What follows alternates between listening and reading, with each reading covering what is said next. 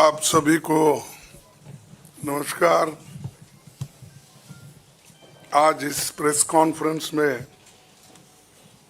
हमारे नेता पूर्व अध्यक्ष श्रीमती सोनिया गांधी जी और हमारे पूर्व अध्यक्ष श्री राहुल गांधी जी और मंच पे बैठे हुए हमारे पार्टी के ट्रेजरर, सेक्रेटरीज और दूसरे साथियों, ये एक विशेष प्रेस कॉन्फ्रेंस है। मैं क्योंकि ये पहली बार हमारे नेता इस चंद इश्यू पे वो कहेंगे और राहुल जी भी अपनी बात आखिरी में रखेंगे। मैं एक आपका समय 7-8 मिनट लूँगा और बाकी डिटेल्स में कुछ कहना है उसको टेक्निकली हमारे ट्रेजरर आपसे संबोधित करेंगे। दोस्तों, ये तो 18वीं लोकसभा के आम चुनाव की घोषणा तो हो चुकी है। देश का हर एक नागरिक इसमें भाग लेने के लिए उत्सुक है। भारत पूरी दुनिया में अपने लोकतंत्र मूल्यों और आदर्शों के लिए जाना जाता है। किसी भी लोकतंत्र के लिए निष्पक्ष चुनाव अनिवार्य होता है, एसेंशियल होता है। साथ ही ये भी अवश्य होता है कि सभी राजनीतिक दल के लिए लेवल प्लेइंग ग्राउंड यानी समान लेवल प्लेइंग फील्ड हो, सभी के पास समान रूप से संसाधन हो। ये नहीं कि जो सत्ता में है उनका रिसोर्सेस पर मोनोपोली हो, ये नहीं कि उनका मीडिया पर एक अधिकार हो, ये नहीं कि सत्ताधारी दल का संवैधानिक तथा न्यायिक संस्था जैसे आईटी, ईडी, इलेक्शन कमीशन, इन अपने दूसरे ऑटोनमस बॉडीज पर प्रत्यक्ष अथवा परोक्ष नियंत्रण हो। दुर्भाग्य से जो पिछले दिनों में सुप्रीम कोर्ट के हस्तक्षेप के बाद जो इलेक्ट्रल बॉन्ड, चुनावी चंदा बॉन्ड के बारे में जो तथ्य निकलकर सामने आए वो बहुत ही चिंताजनक है, शर्मनाक भी है, क्योंकि इससे हमारे देश के छवि को ठेस पहुंची है।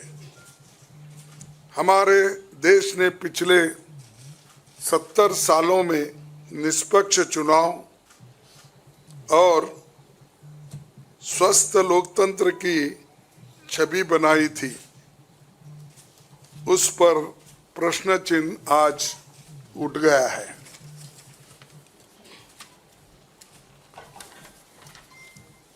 सुप्रीम कोर्ट ने जिस चुनावी चंदा बॉन्ड को इलीगल और अनकॉन्स्टिट्यूशनल कहा, उस स्कीम के तहत मौजूदा सत्ताधारी दल ने हजारों करोड़ रुपए से ज्यादा अपने अकाउंट में भर लिया है और दूसरी तरफ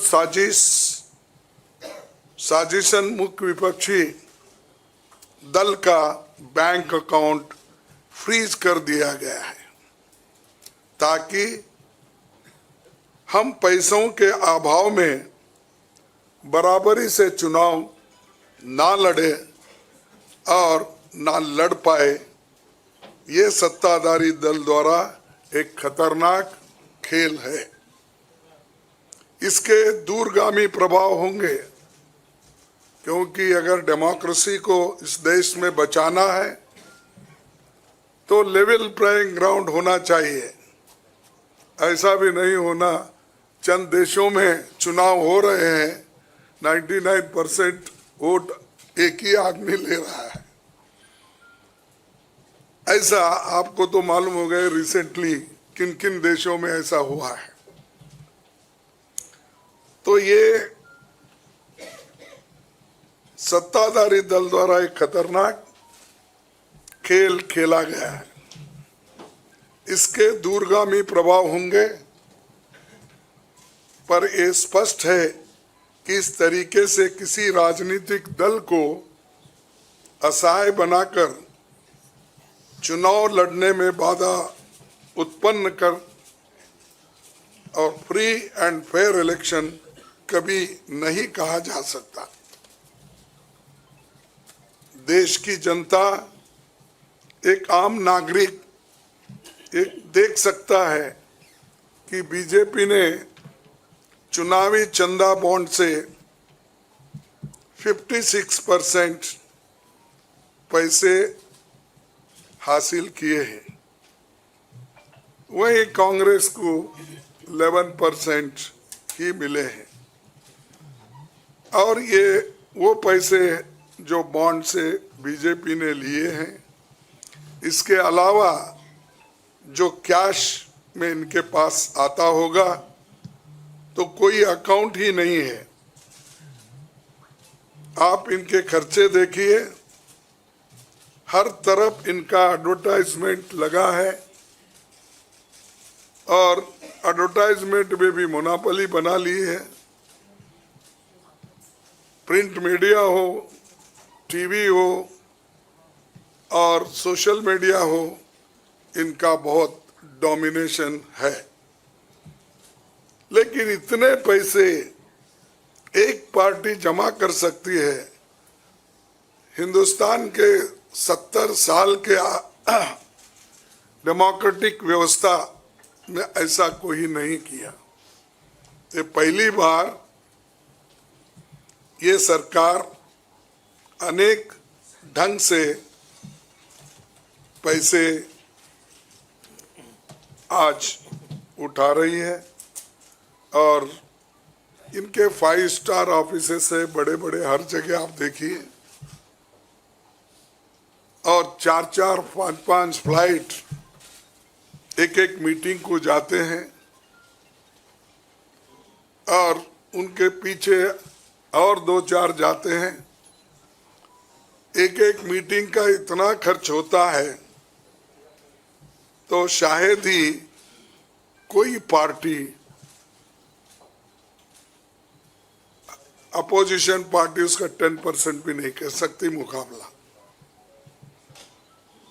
मैं कहना नहीं चाहता कि बीजेपी ने किस तरीके से कंपनियों से पैसे लिए, क्योंकि सुप्रीम कोर्ट तथ्यों की जांच कर रही है। हमें उम्मीद है कि सच्चाई बहुत जल्द हम सब के सामने आएगी।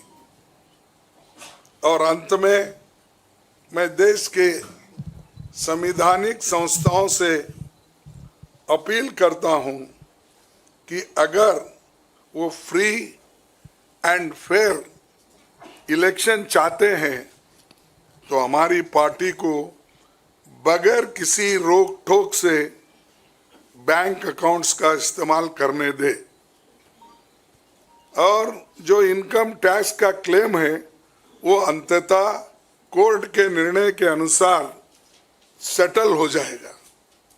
राजनीतिक दल टैक्स नहीं देते, बीजेपी कभी इनकम टैक्स नहीं दी, लेकिन ये लागू सिर्फ कांग्रेस पे हो रहा है।